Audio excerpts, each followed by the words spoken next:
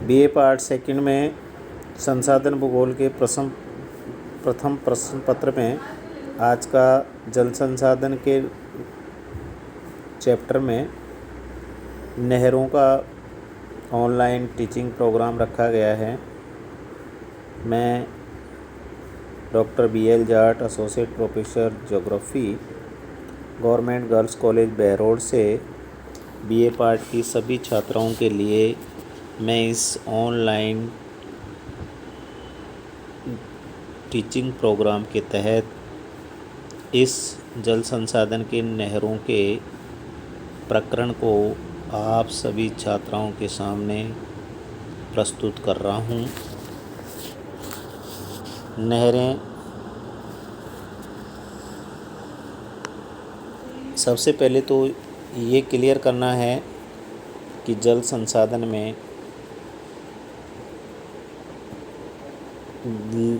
तालाब, झीलें, नहरें, पौंड, इनका किस प्रकार से रोल होता है, इसका महत्व किस प्रकार से जाना जाता है, उसके बारे में सभी छात्राओं को एक जिज्ञासा के रूप में कि एक नहरें क्या हैं। नहरें मानव निर्मित एक निश्चित जल राशि का प्रवाह का क्रम निर्धारित करने वाली जल राशि को इंगित करती है कि वो एक जल राशि एक स्थान से एक निश्चित क्रम में निश्चित दायरे में बह करके एक स्थान से दूसरे स्थान की तरफ मानव के प्रयासों से निकाल करके उसको परिवहन के लिए, सिंचाई के लिए, जल विद्युत उत्पादन के लिए नहरों का निर्माण किया जाता है, जिनमें धरातलीय जल भंडारित रहता है। ये नहरें राष्ट्रीय तथा अंतर्राष्ट्रीय महत्व की होती हैं, जो दो नदियों, खाड़ियों या समुद्रों की दूरी कम करने के लिए भी बनाई जाती हैं। विश्व की जैसे 3 नहर प्रसिद्ध हैं, स्वेज नहर, कील नहर और पनामा नहर। भारत में आंध्र प्रदेश तथा तमिलनाडु की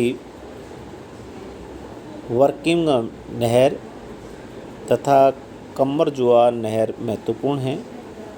इनके अतिरिक्त केरल के पश्चिमी तट पर स्थित नहर का कोलम कोटापुरम खंड, जिसकी लंबाई है 168 किलोमीटर, चंपकारा नहर जो 14 किलोमीटर है तथा उद्योग मंडल नहर 22 किलोमीटर लंबी है, आदि प्रमुख छोटी नहरें हैं।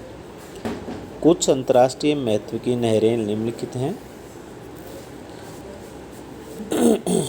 स्वेज नहर, पहला है स्वेज नहर। ये विश्व की सबसे बड़ी जहाजी नहर है, जो भूमध्य सागर को लाल सागर से जोड़ती है।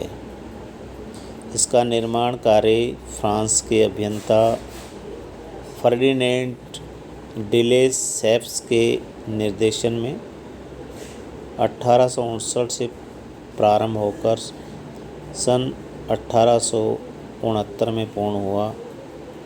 इस नहर की लंबाई 165 किलोमीटर, चौड़ाई 60 मीटर तथा न्यूनतम गहराई 10 मीटर है। इसके सबसे उत्तर में भूमध्य सागर से संलग्न मैंजाला झील, जिसके उत्तरी तट पर पोर्ट सईद है।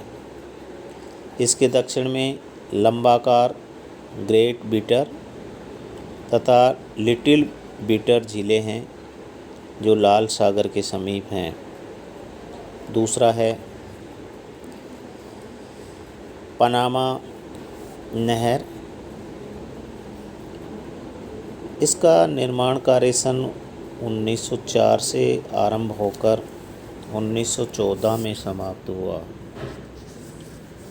यह अटलांटिक महासागर को प्रशांत महासागर से जोड़ती है। यह नहर 82 किलोमीटर लंबी, 12 मीटर गहरी तथा 90 मीटर चौड़ी है।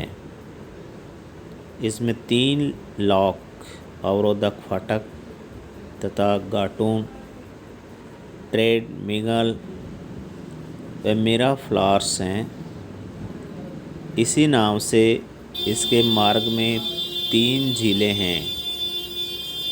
शू नहर, ये नहर संयुक्त राज्य अमेरिका में सुपीरियर झील को हुरियन झील से मिलाती हैं। कील नहर, यूरोप में यह नहर उत्तरी सागर को बाल्टिक सागर से जोड़ती है। हैम्बर्ग इस पर स्थित प्रमुख पतन है। ये 96 किलोमीटर गहरी है। मिडलैंड नहर, ये एम्स, वेशर तथा एल्ब नदियों को जोड़ती है। लुडविग नहर राइन नदी ड्यूनब को ड्यूनब से जोड़ती है। रॉन राइन नहर, ये नदियाँ इस नहर द्वारा जुड़कर भूमध्य सागर तक मार्ग खोलती हैं। हंसा नहर,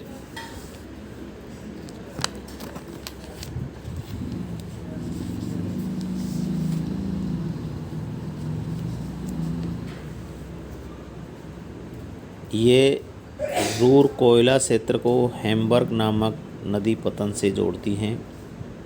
वेलैंड नहर, ये कनाडा में इरी एवं ओंटेरियो झीलों को जोड़ती हैं। यह नियाग्रा जलप्रपात से ठीक पहले स्थित है। डार्टमंड एम्स नहर, ये नहर राइन एवं एम्स नदियों को मिलाती हैं। इस नहर द्वारा स्कैंडिनेविया से लोहा रूर क्षेत्र तक जाता है। वेसर एल्ब नहर, ये नहर वेसर नदी पर स्थित वेंडेन नगर को मिलाती हैं। मानचेस्टर नहर, ये मानचेस्टर व लिवरपूल नगरों को मिलाती हैं। फ्रेडरिक विलियम नहर,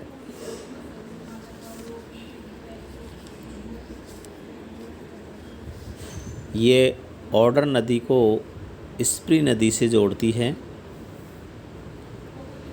ब्रोंगबर्ग नहर, ये ऑर्डर नदी की सहायक नेज नदी को विस्चूला नदी से जोड़ती हैं। फिनो नहर, ये ऑर्डर नदी से वर्लिन को जोड़ती हैं। गोटा नहर गोटनबर्ग को स्टॉकहोम से जोड़ती हैं। हिम क्षेत्रों के रूप में धरातीय जलराशि धरातल पर नदियों, झीलों में पाए जाने वाले द्रवरूपी जल के अतिरिक्त हिम के रूप में भी स्थलीय भागों पर एक बड़ी जलराशि पाई जाती है। ये जलराशि उत्तरी ध्रुव पर आर्कटिक क्षेत्र तथा ग्रीनलैंड पर तथा दक्षिणी ध्रुव व एंटार्कटिका पर पाई जाती है। इसके अतिरिक्त उच्च पर्वतीय क्षेत्रों पर स्थित हिम टोपियाँ तथा हिमनद भी प्रमुख जल राशियाँ हैं। आर्कटिक जल क्षेत्र में स्थित कनाडा, रूस, ग्रीनलैंड, स्कैंडिनेविया, आइसलैंड तथा अलास्का के हिमावृत स्थलीय भाग सम्मिलित हैं। इनमें ग्रीनलैंड सबसे बड़ा हिम आवृत क्षेत्र है। दक्षिणी गोलार्ध में स्थित एंटार्कटिका महाद्वीप संसार का 5वां बड़ा महाद्वीप है। इसका 95% भाग औसतन 2000 मीटर मोटी हिम परत से आवृत है। यहाँ संपूर्ण पृथ्वी का लगभग 90% शुद्ध जल पाया जाता है, लेकिन विश्व तापमान वृद्धि के कारण यह हिम पिघल रही है। एंटार्कटिका के अतिरिक्त Himalaya, Alps, Rockies, Andes, Kilimanjaro आदि पर्वतों पर भी हिम टोपियों तथा हिमनदों के रूप में जल की मात्रा पाई जाती है। यही हिम राशियाँ अनेक नदियों के उद्गम स्रोत बनकर जलापूर्ति में सहायक बनती हैं।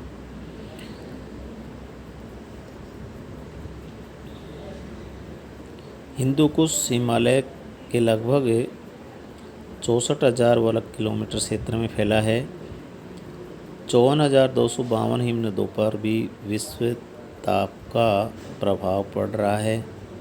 दिसंबर 2011 में डरबन में संपन्न हुए जलवायु सम्मेलन COP17 में ये स्पष्ट हुआ है कि वैश्विक तापमान प्रतिवर्ष तथा पश्चिमी एवं पूर्वी हिमालय में 0.01 से 0.03 डिग्री सेंटीग्रेड प्रतिवर्ष बढ़ रहा है। इस क्षेत्र से एशिया की प्रमुख 10 नदियाँ निकलती हैं। इनमें गंगा, ब्रह्मपुत्र, सिंधु, आमू दरिया, इरावदी, मेकंग, साल्विन, तामीर, यांगटीजी और येलो नदियाँ प्रमुख हैं, जो 10 देशों से प्रवाहित होती हैं। तापमान बढ़ने से हिंदू कुश हिमालय पर्वत की पारिस्थितिकी असंतुलन होने के साथ ही यहाँ की करीब 1.3 मिलियन जनसंख्या भी प्रभावित होती है। ये नहरों का, जल संसाधन का एक सेपरेट भाग जो सिंचाई के, जल विद्युत उत्पादन के और परिवहन के रूप में काम में लिया जाता है, जो ज़्यादातर मानव निर्मित भी है। और ये विश्व की जो प्रमुख 16 नहरें हैं, जो कि बड़े महासागरों को छोटे सागरों से जोड़ती हैं। इन नहरों का अत्यधिक उपयोग है, जो मानव के लिए बहुत ही सार्थक है। इन नहरों में पनामा नहर, जो एक ऑब्स्टेकल पार्ट के रूप में, इसमें चैनल लगे हुए हैं, 3 चैनल हैं, जिनको अवरोधक फाटक कहते हैं, कि दो समुद्रों का जल लेवल एक प्रशांत पैसिफिक ओशियन और एटलांटिक ओशियन का सी लेवल एक नहीं होने के कारण से इसमें चैनल बना करके, जो इसमें परिवहन के लिए काम आने वाले जो लंगर हैं, जहाज़ हैं, उनको क्रेनों की सहायता से उन फाटकों में शिफ्ट किया जाता है ऊपर नीचे, जिसकी सहायता से वो व्यापार में सहायक होते हैं और उनके द्वारा ये काफ़ी लंबी दूरी को शॉर्ट रूप में दर्शाते हैं। इसलिए पनामा नहर या अन्य कई नहरें हैं, उनका व्यापारिक महत्व की दृष्टि से भी बहुत तगड़ा महत्व है। मैं आज BA पार्ट सेकंड की सभी छात्राओं को धन्यवाद ज्ञापित करता हूँ कि सभी छात्राओं ने इस ऑनलाइन पाठ्यक्रम में जल संसाधन के एक प्रकरण के रूप में इस नहरों के प्रकरण को ध्यानपूर्वक सुना। उसके लिए सभी छात्राएं धन्यवाद की पात्र हैं। सभी छात्राओं को पुनः धन्यवाद।